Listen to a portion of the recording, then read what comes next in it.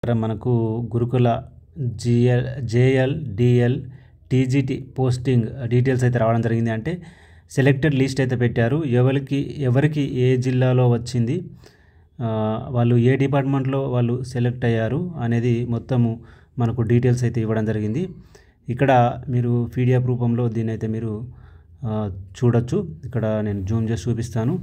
Candidates యొక్క hall ticket numbers, వాళ్ళు మేలా ఫీమేలా, తర్వాత డిసిగ్నేషన్ ఏంది, నోటిఫికేషన్ నేమ్ ఏంది, తర్వాత లోకల్ డిస్ట్రిక్ట్ ఏది, డిపార్ట్మెంట్ ఏ డిపార్ట్మెంట్లో వాళ్ళకు జాబ్ వచ్చింది అనేది ఇక్కడ ఇవ్వడం అయితే జరిగిందనమాట.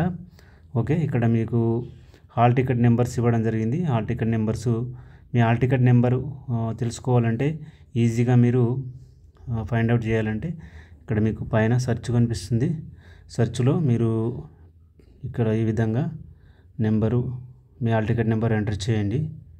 Okay, hall ticket number enter చేస్తే ఈ విధంగా మీకు రావడం జరుగుతుంది. ఓకే,